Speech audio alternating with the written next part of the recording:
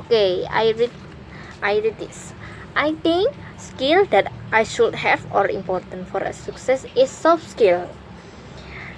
Saya rasa skill yang harus kita miliki dan itu penting untuk masa depan kita adalah soft skill, which are 1. Communication. Detail.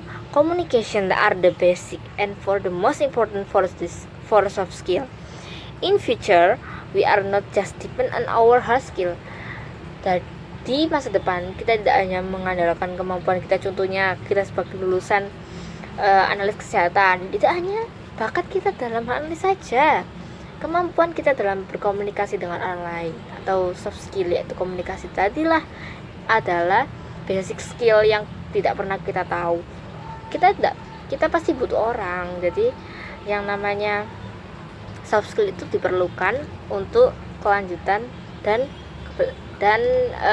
support dari hard skill kita itu. Example, the way we talk with each other in the same job as we are. Jadi bagaimana kita melayani pasien, bagaimana kita berkomunikasi dengan teman-teman sesama pekerjaan yang sama dengan kita, itulah basicnya.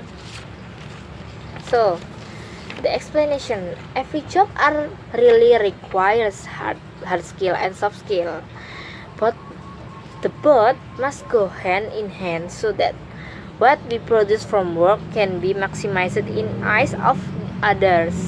Jadi yang orang lihat itu adalah tentang bagaimana keseimbangan hard skill kita dengan soft skill kita.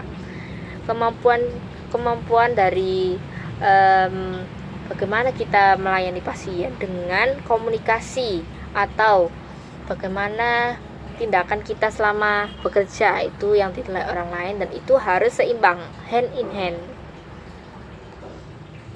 Okay, second reason is experience. Detail. There is other one that is important. That is experience. It's not just a small things, normal things. It can affect success of career progression. Itu dapat mempengaruhi dari kesuksesan progress yang kita miliki di masa depan nanti. Contohnya apa? What the example? When someone are trying hard to apply a job to a company, but other person that is have experience more than hard skill or experience can get it easily.